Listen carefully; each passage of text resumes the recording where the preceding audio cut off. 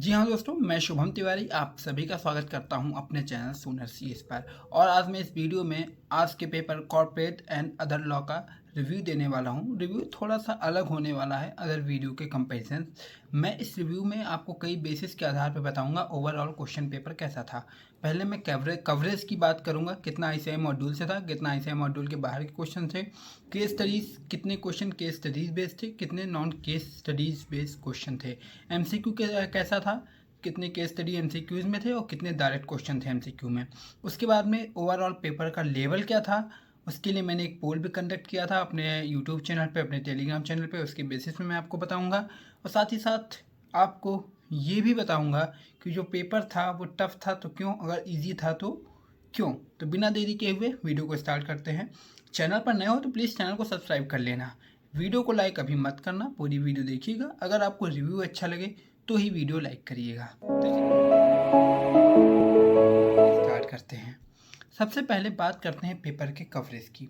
तो जो क्वेश्चंस आए थे, जो केस स्टडीज़ आई थी, उसमें मैंने जो चेक किया है वो मैंने देखा है कि लगभग 70 से 80% जो क्वेश्चन जो था वो आपका आईसीआई मॉड्यूल के ही इलस्ट्रेशंस, एग्जांपल्स, बैक पेपर के क्वेश्चंस मिला के थे।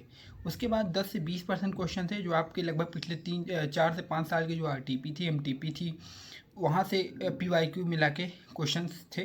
क्वेश्चंस को बहुत ज़्यादा चेंज नहीं, बस केवल नाइमिंग चेंज की थी, कहीं कहीं थोड़ा बहुत हल्का हल्का चेंज किया गया था। ठीक है। उसके बाद अगर बात करें केस स्टडीज़ की, कितने केस स्टडीज़ थे, तो अब मैंने जहाँ तक देखा है 70 मार्क्स का जो क्वेश्चन पेपर था, उसमें लगभग 45 टू आप कह सकते हो 45 टू 50 मार्क्स का जो क्वेश्चन था वो केस स्टडीज़ थे। बाकी जो बचते हैं लगभग 20 टू 25 मार्क्स के जो क्वेश्चन थे वो आप कह सकते हो वो डायरेक्ट क्वेश्चन थे। मतलब डायरेक्ट क्वेश्चन बहुत ही कम पूछे गए थे, जैसा कि इंटर में बहुत कम पूछा भी जाता है। उसके बाद अगर बात करें एमसीक्यू कैसा था, तो एमसीक्यू में आपको मैं बता दूं केवल 2 केस स्टडीज आई थी और दोनों में सारे 2-2 नंबर की केस स्टडीज थी। ओवरऑल कोई भी 1 नंबर का डायरेक्ट क्वेश्चन नहीं था। पूरा ओवरऑल 30 मार्क्स का क्वेश्चन पेपर जो था वो केस बेस्ड स्टडीज पे था। उसके बाद अगर कंपैरिजन करें प्रीवियस ईयर के कंपैरिजन, तो जो पेपर जो था एज दिस प्रीवियस ईयर था। मतलब जो पेपर का लेवल पिछले साल था, इस साल भी उतना ही लेवल पेपर का था। उसके बाद अब जब मैंने पोल को कंडक्ट किया था, उस पोल के बेसिस में आपको बताऊं लोग क्या कह रहे हैं। पोल में मैंने रखा था रसगुल्ला यानी 80%, 80+ मार्क्स की एक्सपेक्टेशंस, तो 22% बच्चे उसको वोट कर रहे हैं। उसके बाद हलवा यानी 60% एग्जामिशन की जो एक्सपेक्टेशंस है वो 30% बच्चे कर रहे हैं। वहीं अगर जलेबी की बात करें यानी पासिंग मार्क्स की, तो 25% बच्चे कह रहे हैं उनके पासिंग मार्क्स आ जाएंगे।